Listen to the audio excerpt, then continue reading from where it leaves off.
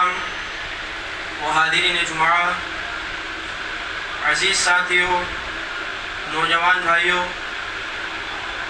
اور پردہ نشین خواتین اسلام، آپ تمام کا اس خطبہ جمعہ میں دل کی گہرائیوں کے ساتھ خیر مقدم ہے۔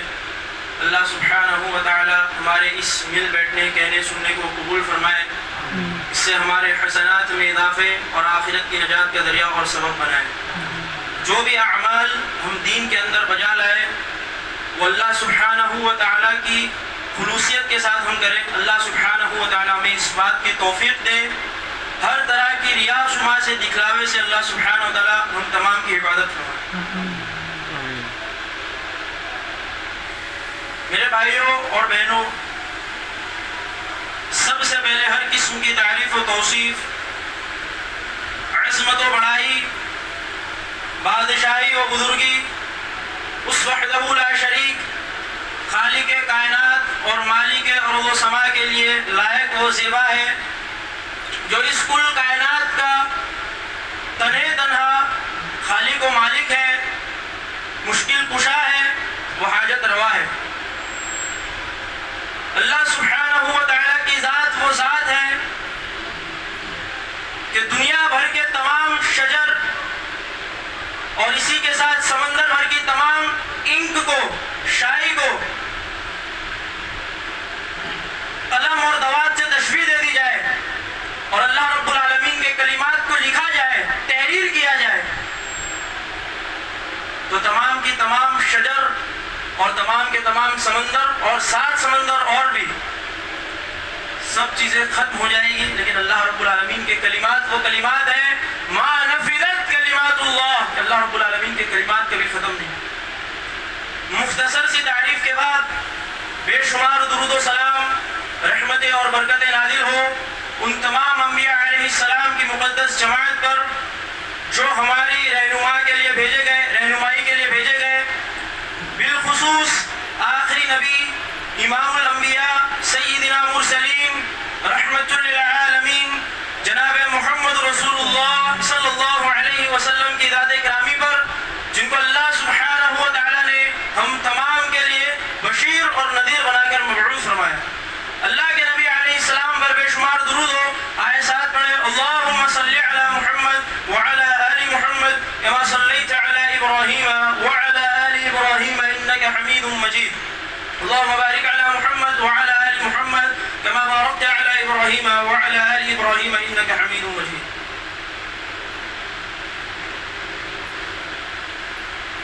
عزیز ساتھیوں و فرزندان توحید، اللہ رب العالمین نے اس زمین پر اپنی 18,000 یا 22,000 مخلوقات، دونوں باتیں ملتی ہیں حدیث میں، ان کو زمین پر اللہ سبحانہ و تعالی نے حیات بخشی ہے، زندگی بخشی ہے۔ کل کتنی مخلوق اللہ رب العالمین کی؟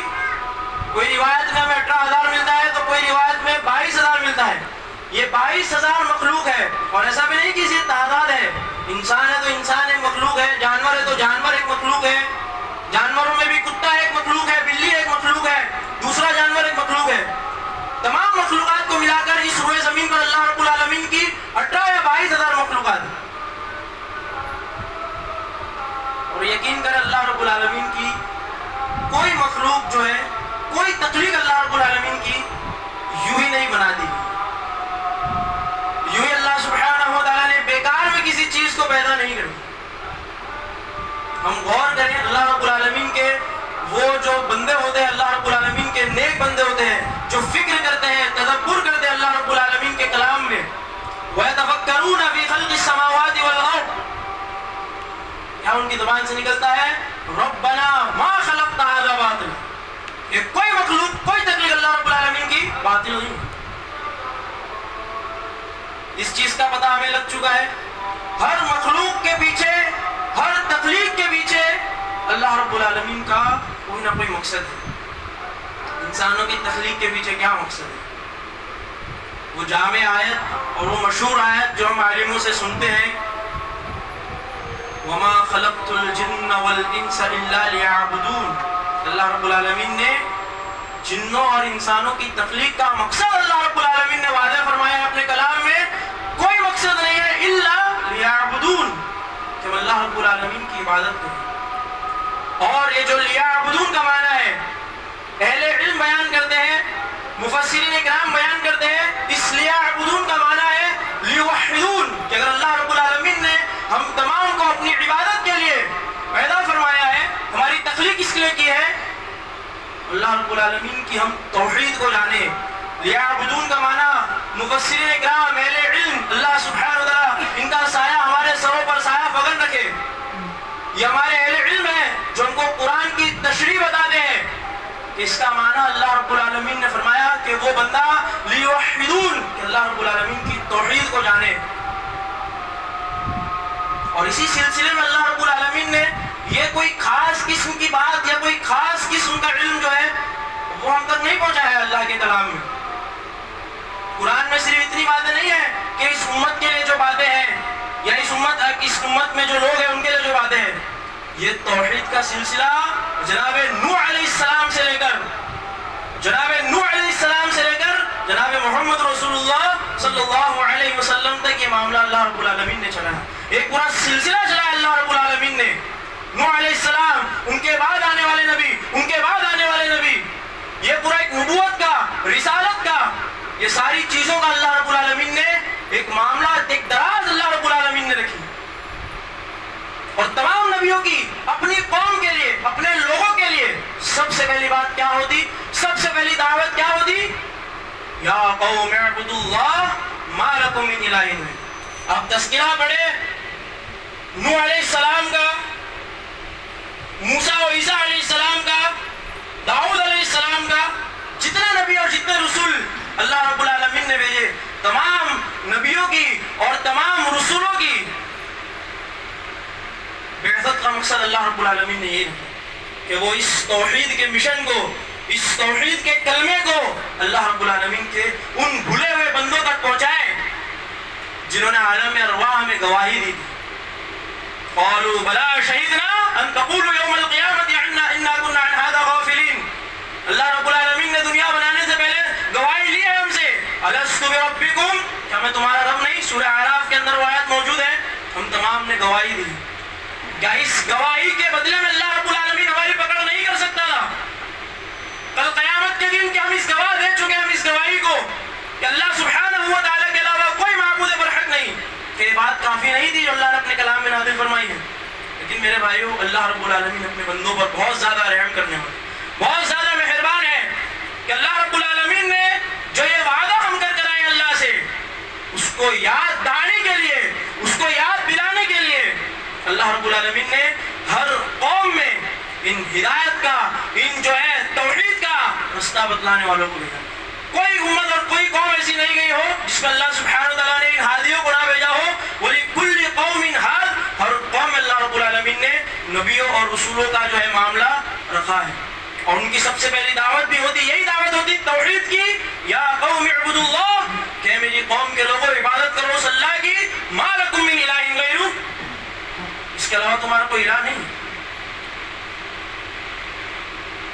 آپ دیکھیں جناب نوح علیہ السلام سے لے کر محمد رسول اللہ صلی اللہ علیہ وسلم تک سارے انبیاء کا معاملہ اللہ رب العالمین نے قرآن میں نقل فرمایا ہے کہ ہر نبی کے تعلق سے جب جب باتیں آئی ہیں، جب جب تذکرہ ہوا ہے، نوح علیہ السلام کا ہوا ہو، موسیٰ علیہ السلام کا ہوا ہو، یہ آیت آپ کو کامن ملے گی، یا قوم اعبدوا اللہ ما لکم من الہ غیرہ۔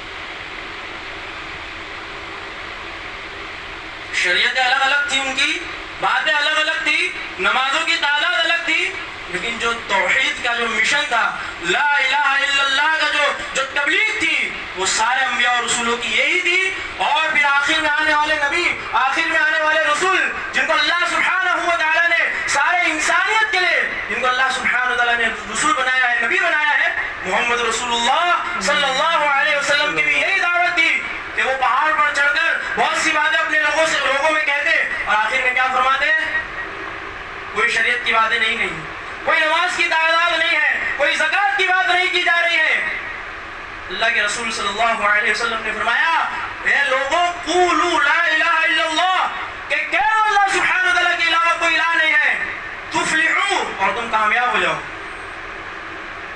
اور یہاں سے لے کر اس توحید کی بات سے لے کر یعنی صفا اور مروہ کی پہاڑی کے اس واز سے لے کر محمد صلی اللہ علیہ وسلم کی زندگی کے آخری لمحے تک آپ کوئی ایسا لمحہ کوئی ایسا وقت نہیں پائیں گے کہ اللہ کے رسول صلی اللہ علیہ وسلم جو ہے آرام سے بیٹھے ہیں. ہر وقت اللہ کے رسول صلی اللہ علیہ وسلم کو اسی توحید کو اللہ کے بندوں تک پہنچانے کی اللہ کے رسول صلی اللہ علیہ وسلم کو فکر ہوتی. وہ فکر جناب محمد رسول اللہ صلی اللہ علیہ وسلم کو ہوتی کہ کس طرح اللہ سبحانہ وتعالیٰ کے بندے توحید کو پالے, کس طرح اللہ سبحانہ وتعالیٰ کے بندے یہ جو توحید اللہ نے ان پر عائد فرمائے ہیں اس کو اللہ سبحانہ وتعالیٰ کے بندے سمجھ جائیں. یہ فکر اللہ کے رسول صلی اللہ علیہ وسلم کو مکہ سے طائف لے جا رہی ہے. یہ فکر تھی, یہی وہ لا الہ الا اللہ تھا جس کی وجہ سے اتنی جنگیں ہوئی ہیں. جو ہجرت کی جو بنیاد بنی ہے یہ وہ لا الہ الا اللہ ہے. فرمایا تھا اللہ کے رسول نے فتح مکہ کے موقع پر کہ اے بلال اب تم اس کعبۃ اللہ پر چڑھ کر جو آیت اور جو کلمہ ہماری ٹکراؤ کا, ہماری جنگوں کا جو چیز نزا بنی ہے, جو چیز سبب رہی ہے, اس کلمے کو کعبۃ اللہ کی چھت پر جا کر اس کلمے کا اعلان کر دو. اس کائنات کی سب سے بڑی سچائی کا اعلان کرو. اللہ اکبر اللہ اکبر اشہد ان لا الہ الا اللہ اشہد ان محمد رسول اللہ. جناب بلال رضی اللہ تعالیٰ عنہ اس کلمے کو بلند کر دیا. تو میرے بھائیوں یہ وہ توحید ہے کہ اللہ رب العالمین نے جو ہماری زندگی میں ہماری زندگی کا جو مقصد رکھا ہے وہ یہی ہے کہ ہم اللہ سبحانہ وتعالیٰ کی اس توحید کو سمجھیں اور اس توحید کو جانے, اس پر عمل کریں, اس پر ثابت قدم ہم ہو جائیں. اور پھر اس کے بعد جو سب سے بڑا کام انجام دینا ہے, اب اس توحید کی دعوت ہم دینا ہم کو ہے. اس توحید کو پہنچانا دوسروں میں. جو فکر جناب محمد رسول اللہ میں تھی, جو فکر صحابہ رضی اللہ عنہ میں تھی, وہ فکر آج ہمیں ہمارے اندر زندہ کرنی ہوگی کہ ہم اس توحید کے کلمے کو, اللہ رب العالمین کے اس توحید کے کلمے کو لوگوں تک پہنچائیں. دعوت اللہ کا, دعوت و تبلیغ کا ہم کام کریں. کتنے بندے اللہ رب العالمین کی اس دنیا میں ہیں, اللہ رب العالمین نے ہم کو چنا ہے. اور سب سے پہلی بات تو میں آپ کو یہ بتاتا چلوں کہ اللہ سبحانہ وتعالیٰ کی باتیں ہم کو کیوں پہنچانی ہے بندوں تک. ہم اپنے آپ کے, ہم اپنی ضمیر سے اس بات کو پوچھیں, قرآن کو ہم گواہ بنائیں کہ واقعی میں اللہ رب العالمین ہمارا رب ہے, کیا واقعی میں اللہ کے رسول صلی اللہ علیہ وسلم اس ساری کائنات کے لیے نبی ہے, کیا واقعی میں جو اللہ کی کتاب ہے یہ اس کل کائنات کے لیے ہدایت کی کتاب ہے. ان سوالوں کے جواب اپنے آپ سے حاصل کریں, ہم کو جواب پتا چلیں گے. اللہ رب العالمین نے اپنے کلام میں فرمایا یا ایھا الناس اعبدوا ربکم الذی خلقکم والذین من قبلکم لعلکم تتقون. اللہ رب العالمین نے آپ دیکھیے کیا فرمایا, یا ایھا الناس اعبدوا ربکم, کہ اے لوگوں. اللہ رب العالمین نے ایمان والوں نہیں کہا, اللہ رب العالمین نے مسلموں نہیں کہا, اللہ رب العالمین نے تمام لوگوں کو مخاطب کر کے فرمایا اے لوگوں. سرو منشیتا سے اللہ رب العالمین نے, اللہ رب العالمین مخاطب ہے, ساری ہیومینٹی سے اللہ رب العالمین مخاطب ہے, ساری ہیومینٹی کو اللہ سبحانہ وتعالیٰ آدیش دے رہا ہے یا ایھا الناس اعبدوا ربکم, کہ عبادت کرو اپنے رب کی. کون ہے تمہارا رب؟ الذی خلقکم, جس نے تمہاری تخلیق کی ہے, جس نے تم کو پیدا فرمایا ہے, والذین من قبلکم, اور جس نے تم سے پہلے کے لوگوں کو پیدا کیا, ان کی تخلیق کی. اور یہ بات تمہیں کیوں بتائی جا رہی ہے؟ لعلکم تتقون, تاکہ تم متقی ہو جاؤ. اللہ رب العالمین کی رب ہونے کی دلیل اپنے قرآن میں موجود ہے. قرآن کی سب سے پہلی آیت ہم پڑھے الحمدللہ رب العالمین. اللہ رب العالمین کے لیے تمام تعریفیں ہیں, ساری تعریفیں تو اللہ رب العالمین کے لیے ہے جو اس تمام عالمین کا رب ہے. اور کیا دلیل ہم کو چاہیے کہ اللہ رب العالمین اس کائنات کا رب نہیں ہے؟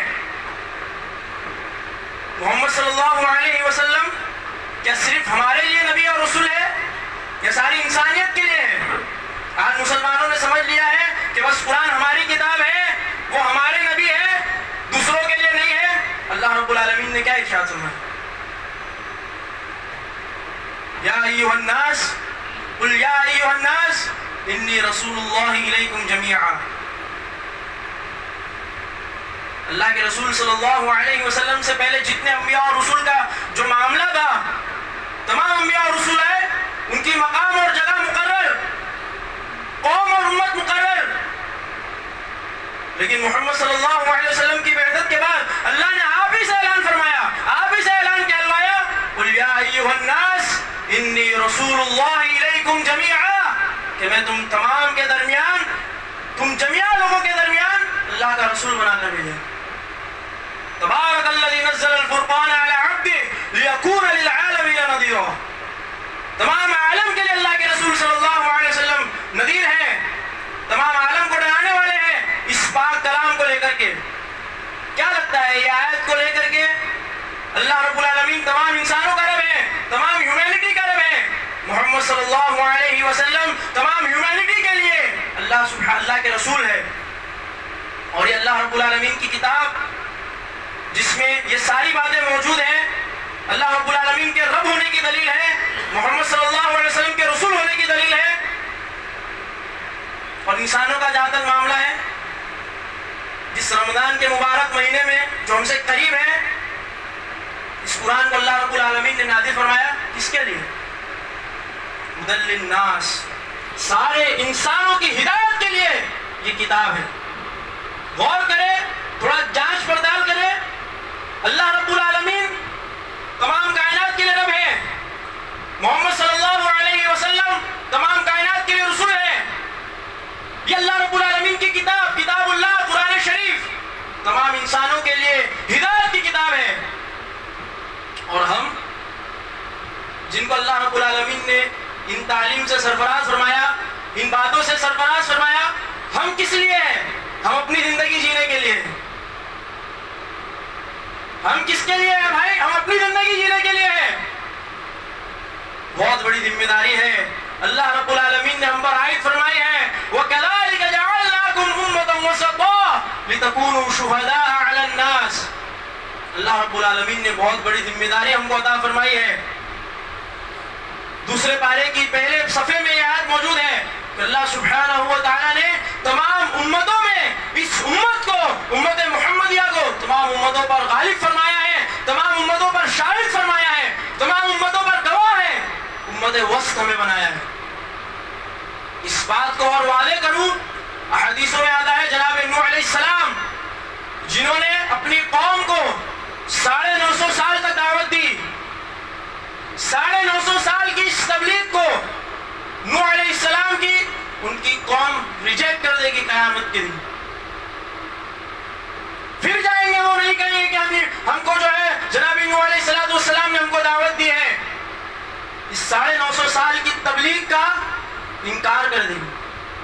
اللہ رب العالمین کس کو لائے گا؟ اللہ رب العالمین اس امت کو، امت محمدیہ کو جناب نوح علیہ السلام پر گواہ بنائے گا، اور ہم یہ کہیں گے کہ اللہ جو کتاب تو نے ہم پر عطا، جو تو نے ہمارے رسول پر جناب محمد رسول اللہ صلی اللہ علیہ وسلم پر جو نازل فرمائی تھی، اس کتاب میں ہم نے پڑھا کہ تیرے بندے نوح نے، تیرے نبی اور رسول نوح علیہ السلام نے اپنی قوم کو 950 سال تک دعوت دی، اور ہم یہ کہیں گے، ہم گواہی دیں گے جناب نوح علیہ السلام پر، ہم گواہ ہوں گے جناب موسیٰ علیہ السلام پر، ہم گواہ ہوں گے جناب عیسیٰ علیہ السلام پر۔ یہ کتنی بڑی ذمہ داری والی بات ہے۔ اللہ رب العالمین نے ہم کو اس کار خیر کے لیے چنا ہے، اللہ رب العالمین نے اس کی تعلیمات سے ہم کو آراستہ فرمایا ہے۔ ہماری زندگی کا مقصد کو ہم سمجھے، زندگی کے اس مقصد کو ہم سمجھے۔ میرے بھائیوں، آپ سے گزارش، باادباً گزارش ہے کہ جو توحید کی باتیں، جو سنت کی باتیں آپ کو یہاں سے سیکھنے ملتی ہیں، وہ ہم دوسروں تک پہنچائیں۔ یہ بہت بڑا کام ہے، بہت بڑی ذمہ داری والا کام ہے، اور سنت ہے انبیاء اور رسولوں کی، کیونکہ اب جناب محمد رسول اللہ صلی اللہ علیہ وسلم کے بعد کوئی نبی نہیں آئے۔ کیا خیال ہے، کوئی نبی کا انعقاد ہونے والا ہے؟ مَا كَانَ مُحَمَّدٌ أَبَا أَحَدٍ مِّن رِجَالِكُمْ وَلَٰكِن رَّسُولُ اللَّهِ وَخَاتَمَ النَّبِيِّينَ، آقا دو عالم صلی اللہ علیہ وسلم جو ہمارے لیے خاتم النبیین ہیں، کہ اللہ کے رسول صلی اللہ علیہ وسلم کے بعد اس بردار عالم توحید کو، سارے کل کائنات پر غلبہ کسے دینا ہے؟ محمد صلی اللہ علیہ وسلم کی امت کو دینا ہے۔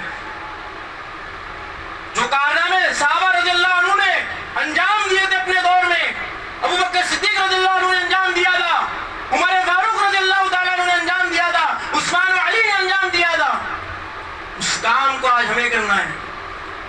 اس کی برکت ہم سمجھے، کیا اس دور میں دشمنان اسلام نہیں تھے؟ کیا اس دور میں دشمنان دین نہیں تھے؟ اللہ کے رسول کے دور میں بھی تھے نا. اللہ رب العالمین نے فرمایا اس کام کی لذت آپ دیکھیے, اس کام کی برکت آپ دیکھیے. اللہ رب العالمین ہماری مدد کرنے پر قابل ہے, اللہ رب العالمین ہماری مدد کرنے کے لیے تیار ہے. لا الہ الا اللہ کی دعوت سے گھبراؤ نہیں. اللہ رب العالمین نے فرمایا یا ایھا الذین آمنوا ان تنصروا اللہ ینصرکم ویثبت اقدامکم. گھبراؤ نہیں توحید کو پھیلانے سے, لا الہ الا اللہ کی دعوت دینے سے گھبراؤ نہیں. مخالفتیں تو آئیں گی, تکلیفیں آئیں گی, آزمائش آئے گی. جناب نوح علیہ السلام سے لے کر جناب محمد رسول اللہ تک, اور محمد رسول اللہ صلی اللہ علیہ وسلم کے بعد صحابہ تابعین تبع تابعین, آپ دیکھیے لا الہ الا اللہ کی دعوت دینے والے کبھی چین سے نہیں رہے. آزمائے گئے, ان کو اللہ نے آزمایا. لکھا ہے رپٹ یاروں نے جا جا کر کے تھانے میں کہ اکبر نام لیتا ہے خدا کا اس زمانے میں. میرے بھائیو یہ پھولوں کی سیج نہیں, کانٹوں کی راہ ہے. دعوت و تبلیغ کا کام جہاں پر اللہ کے رسول صلی اللہ علیہ وسلم نے فرمایا من یرید اللہ بہ خیرا یفقہہ فی الدین, کہ اللہ سبحانہ و تعالیٰ جس کے ساتھ خیر کا معاملہ کرنا چاہتا ہے اس کو اپنے دین کی سمجھ دیتا ہے. تو وہاں پر یہ حدیث بھی ہے کہ من یرید اللہ بہ خیرا یصب منہا, کہ اللہ سبحانہ و تعالیٰ جس کے ساتھ خیر کا معاملہ کرنا چاہتا ہے اسی کو آزماتا بھی ہے. اور اللہ سبحانہ و تعالیٰ کی آزمائش یہ تو میزبانی ہے ایمان والوں کے لیے. وَلَنَبْلُوَنَّكُمْ بِشَيْءٍ مِّنَ الْخَوْفِ وَالْجُوعِ وَنَقْصٍ مِّنَ الْأَمْوَالِ وَالْأَنفُسِ وَالثَّمَرَاتِ. کیا کہا آگے؟ وَبَشِّرِ الصَّابِرِينَ, کہ بشارت ہے اس تمام کام کے کرنے والوں کے لیے, اس تمام آزمائش کو سہنے والوں کے لیے. اللہ رب العالمین بشارت دیں. اور توحید کی دعوت کی آپ کو کیا باتیں بتاؤں, کیا چھوڑو. اللہ نے اپنے کلام میں ارشاد فرمایا کہ سب سے بہترین قول ومن احسن قولا ممن دعا الى اللہ, کہ اللہ سبحانہ و تعالیٰ کی طرف بلانے والوں سے بہتر قول کسی کا ہو ہی نہیں سکتا. سب سے بہترین قول اللہ سبحانہ و تعالیٰ کی طرف بلانے والوں کا قول ہے. مزید اللہ رب العالمین نے ارشاد فرمایا مومنوں کی جو آپس میں انڈرسٹینڈنگ ہے, مومنوں کی دوستی کی جو بنیاد ہے, دوستی کا جو سبب ہے, اللہ رب العالمین نے اسی کام میں رکھا ہے, توحید کے اسی دعوت اللہ کے کام میں رکھا ہے. وَالْمُؤْمِنُونَ وَالْمُؤْمِنَاتُ بَعْضُهُمْ أَوْلِيَاءُ بَعْضٍ, کہ مومن مرد آپس میں ایک دوسرے کے دوست ہیں, ساجی ہے, ساتھی ہے. مومنہ عورتیں آپس میں ایک دوسرے کی دوست ہے, ساتھی ہے. اور ان کی دوستی کی بنیاد کیا ہے کہ یہ نماز پڑھتے ہیں, زکوٰۃ دیتے ہیں, خیر کی طرف بلاتے ہیں, برائی سے روکتے ہیں. اور ان کام کے کرنے والوں کا انجام اللہ رب العالمین نے کیا فرمایا, اولئک سیرحمہم اللہ, کہ اللہ سبحانہ وتعالیٰ ضرور ان پر رحمت نازل فرمائے. تو یہ توحید کی دعوت کا اللہ رب العالمین نے فضیلت رکھی ہے. توحید کی دعوت کی فضیلت ہے یہ, لا الہ الا اللہ کی دعوت کی تبلیغ کی فضیلت ہے. اور اللہ رب العالمین نے مزید فرمایا کہ تم میں ایک جماعت ہمیشہ ہونی چاہیے. وَلْتَكُمْ مِنْكُمْ خَيْرًا أُمَّةٌ يَدْعُونَ إِلَى الْخَيْرِ وَلْتَكُمْ مِنْكُمْ أُمَّةٌ يَدْعُونَ إِلَى الْخَيْرِ, کہ لوگوں کو خیر کی طرف بلائیں. وَيَأْمُرُونَ بِالْمَعْرُوفِ, یَأْمُرُونَ بِالْمَعْرُوفِ, اچھے بات کے اچھے کام کی ان کو نصیحت کرے. وَيَنْهَوْنَ عَنِ الْمُنْكَرِ, اور برائی سے ان کو روکے. اور ایسے لوگوں کے بارے میں اللہ رب العالمین نے کیا بشارت دی ہے, وَأُولَئِكَ هُمُ الْمُفْلِحُونَ, اللہ رب العالمین جس کو فلاح کہنے والا کہے, اصل میں فلاح پانے والے وہ لوگ ہیں. ہم جسے سمجھے کہ یہ کامیاب ہو جائے گا, اصل کامیابی یہ نہیں ہے. اللہ جسے کہے, اللہ جسے فلاح پانے والا کہے, وہ اصل کامیابی ہے. اور اللہ رب العالمین نے فرمایا ہے وَأُولَئِكَ هُمُ الْمُفْلِحُونَ, توحید کے پیروکاروں کے لیے, توحید کی دعوت کو عام کرنے کے لیے جو لوگ بھی نکلتے ہیں, جو لوگ بھی اس جماعت سے جڑتے ہیں, جو لوگ بھی اس کار خیر میں جڑتے ہیں, لوگوں کو حق کی نصیحت کرتے ہیں, لوگوں کو برائی سے روکتے ہیں, اللہ رب العالمین نے ان کے لیے جو ہے بشارت فرمائی ہے. اللہ رب العالمین نے ان کے لیے ان کی فضیلت فرمائی ہے. وَأُولَئِكَ هُمُ الْمُفْلِحُونَ, اللہ سبحانہ وتعالیٰ ضرور بضرور ان کو کامیابی دے گا, اور یہی لوگ اصل کامیاب ہونے والے ہیں. میرے بھائیوں, یہ توحید کی دعوت جو اللہ رب العالمین نے ہم کو عطا فرمائی ہے, آپ سوچیں کہ اس بستی میں جہاں پر چار جانب شرک اور کفر کا اندھیری گھاٹیوں میں اللہ رب العالمین نے ہم کو یہ توفیق دی ہے, اللہ رب العالمین نے ہم کو یہ توفیق دی ہے کہ ہم آج یہاں پر توحید اور رسالت کی بات کو سن رہے ہیں. اللہ کا شکر ہم ادا کریں, اور جتنا شکر ادا کرنا چاہے اتنا کرے، وہ شکر کبھی ادا نہیں ہو پائے گا. جتنی اللہ سبحانہ وتعالیٰ نے ہم کو عنایت فرمائی ہے کہ سب سے بڑی نعمت اللہ رب العالمین نے اسی کو کہی ہے. دنیا بھر میں اللہ رب العالمین نے تمام نعمتیں عطا فرمائی ہے، لیکن سب سے بڑی نعمت اللہ رب العالمین نے جو فرمائی ہے وہ نعمت ہدایت ہے، کہ اسی ہدایت کی نعمت کو، اسی لا الہ الا اللہ محمد رسول اللہ پر جم جانے کی نعمت کو، ہدایت کو اللہ رب العالمین نے ہم کو عطا فرمائی. تو ہم تمام کو چاہیے کہ اس دعوت و تبلیغ کا ہم کام کریں. اس میں جو ہے بڑھ چڑھ کر جو لوگ اس کے کام میں، جو لوگ یہ کام کر رہے ہیں، ہم خود نہیں کر سکتے، تو جو لوگ یہ کام کریں ان کے ساتھ جڑے، ان کی پیٹھ کو مضبوط کریں، ان کا تعاون کریں، اپنی جان سے، اپنے مال سے، اپنی پہچانات سے، جو کوئی ضرورت ان کو لگتی ہے اس کو ان کا ساتھ دیں. وہ لوگ بھی اسی ضمن میں آئیں گے. وَأُولَٰئِكَ هُمُ الْمُفْلِحُونَ، کہ وہ لوگ بھی اللہ رب العالمین کے فلاح پانے والے بندے ہیں. اور اگر تو ہم نے یہ کام کیا تو اللہ رب العالمین نے جیسی مدد ان کی فرمائی تھی، إِنَّ الَّذِينَ قَالُوا رَبُّنَا اللَّهُ ثُمَّ اسْتَقَامُوا تَتَنَزَّلُ عَلَيْهِمُ الْمَلَائِكَةُ، کہ اللہ رب العالمین نے ان کی جس طرح مدد فرمائی تھی کہ وہ کہتے تھے کہ ہمارا رب ایک ہے، قالوا ربنا اللہ، ہمارا رب اللہ ہے، اور اس پر وہ استقامت کے ساتھ جم جاتے تھے. کیا معاملے ہوتے تھے؟ آسمان سے فرشتے نازل ہوتے تھے ان کے لیے. تتنزل علیہم الملائکہ، اللہ رب العالمین جنگ بدر کا معاملہ دیکھ لیجئے، اس کے بعد کی جتنی جنگیں ہیں، بڑی بڑی جو فتوحات ان کو حاصل ہوئی ہے، اللہ رب العالمین نے ان کی مدد فرمائی ہے. اللہ رب العالمین نے ان کی مدد فرمائی ہے اس لیے کہ وہ توحید پرست تھے، اس لیے کہ وہ اس توحید کی دعوت کے لیے نکلتے تھے، اس لیے کہ وہ اس کی استقامت میں جم جاتے تھے. اسلام کو تقویت پہنچائی انہوں نے، اللہ رب العالمین نے ان کو عطا فرمائی. ایک کے بعد ایک فتوحات ان کو ملی. فتح مکہ ہوا، پورے حجاز میں دین پھیلا. عمر رضی اللہ عنہ کے دور میں 22 لاکھ مربع میل تک اسلام پھیلا. بنو امیہ کا دور گیا، بنو عباسیہ کا دور گیا، اور پھر اس کے بعد سلطنت عثمانیہ میں 3 براعظموں پر حکومت کی. تو یہ کیا تھا؟ یہ وہ توحید کی بنیاد تھی. وہ استقامت کے ساتھ جم جاتے تھے. اللہ رب العالمین کی اس توحید کو سمجھ کر استقامت ان کا تھا، اور ان کا ایک ہی ویژن تھا، ایک ہی قول تھا کہ وہ اس دعوت کو، جو انبیاء اور رسول کی جو سنت ہے، اس کو وہ کر جاتے تھے. آج وہ فکر ہمیں بھی اپنے دل میں زندہ کرنی ہے کہ ہم بھی انشاءاللہ اس چھوٹی سی جگہ پر سے، جہاں پر اللہ رب العالمین نے اس توحید کے چراغ کو جلایا ہے، شرک اور کفر کے اندھیری گھاٹیوں میں، ہم کو بھی آج چاہیے کہ ہم یہاں سے نکلے، ان کی شعاع کو ہم دوسروں تک پھیلائیں، توحید اور رسالت کی بات کو ہم دوسروں تک پہنچائیں. آج جن کے پاس یہ معاملہ نہیں ہے، وہ تو اس دعوت کو لے کر کے گھوم رہے ہیں.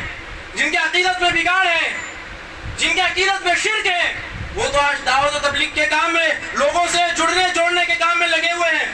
اور آج ہم جو اپنے آپ کو بہتر جماعت کہنے والے ہیں، ہم اپنے آپ کو جو ہے اہل الحدیث کا دعویٰ کرنے والے ہیں، ہم اس کو لے کر اپنے مسجد اور مدرسوں تک محدود ہیں. اصل کام تو ہمیں کرنا تھا اس توحید کی دعوت کو، جس کے ہم جو ہے پیروکار ہیں، جس کا ہم دعویٰ کرتے ہیں. ہم نے کیا کام انجام دیا؟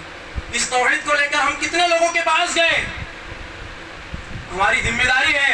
اتنی باتیں قرآن اور حدیث کے آپ کے سامنے میں نے بیان فرمائی. آخری بات اللہ کے رسول صلی اللہ علیہ وسلم کی وہ مثال بیان کرنا چاہتا ہوں. ایک جہاز میں کچھ لوگ سفر کر رہے ہیں. اگر تو ہم نے توحید کا کام کیا تو اس کے لیے ہمارے پاس جو ہے صحابہ رضی اللہ عنہ کی فتوحات بھی موجود ہیں. اسلام کو تقویت دینے والے صحابہ رضی اللہ عنہ کا نقشہ بھی ایک طرف ہے.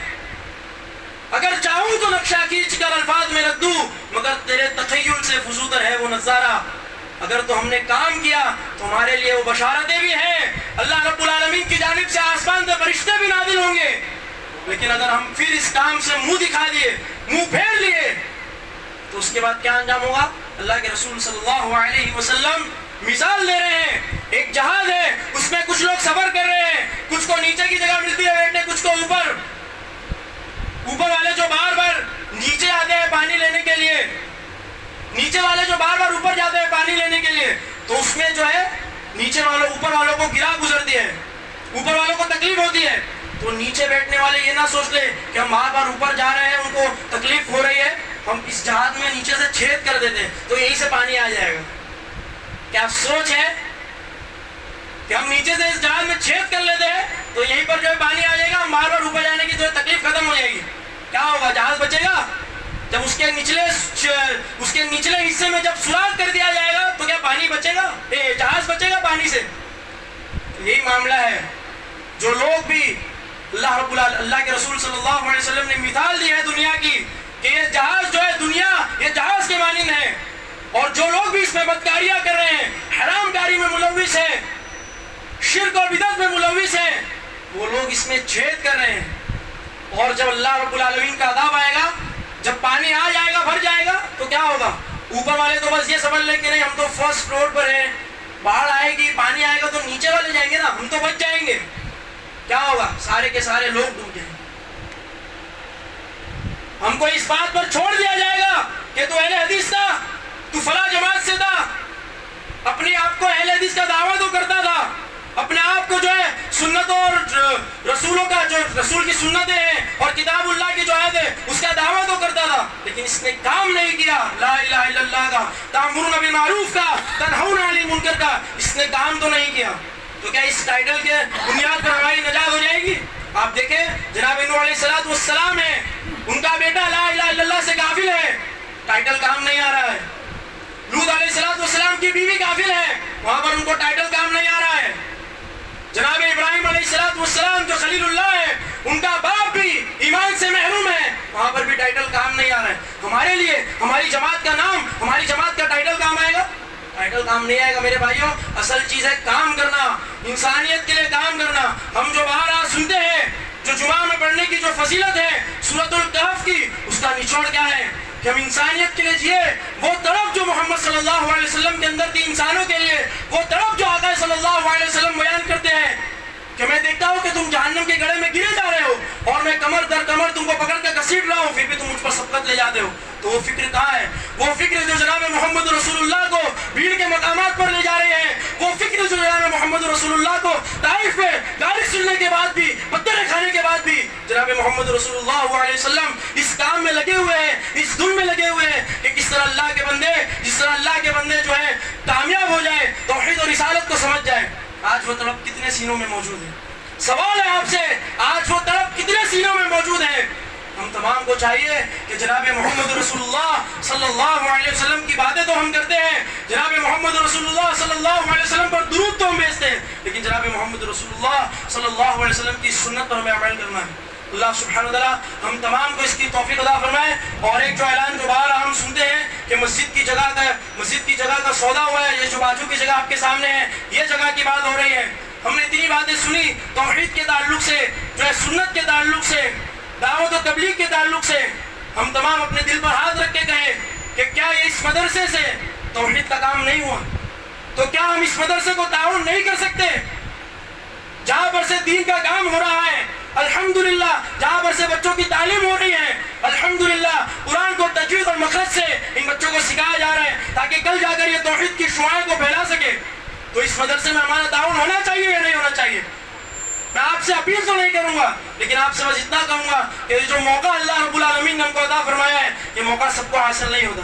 اتنے لوگ بستی میں موجود ہیں، چند لوگوں کو توفیق ہوئی اللہ کی کہ وہ یہاں پر آ کر توحید اور رسالت کی باتوں کو سن رہے ہیں. ہم تمام کو چاہیے کہ اس مدرسے کو ہم آگے لے جائیں، اس توحید کے چراغ کو ہم آگے لے جائیں تاکہ یہاں سے جو ہے توحید کا بڑے پیمانے سے کام ہو سکے. ہم تمام کو اللہ سبحانہ وتعالی اس کا اہل بنائے، ہم تمام کو اللہ سبحانہ وتعالی اس کا معمار بنائے. جس طرح اللہ رب العالمین نے کعبۃ اللہ کا معمار جناب ابراہیم علیہ السلام کو بنایا تھا، اس مدرسے کا مدرسہ عائشہ فاؤنڈیشن کا معمار اللہ سبحانہ وتعالی ہم تمام کو بنائے. اللہ سبحانہ وتعالی ہمیں کہنے سننے سے عمل کرنے کی توفیق عطا فرمائے. آمین. وما علینا الا البلاغ المبین. وآخر دعوانا الحمد لله رب العالمين.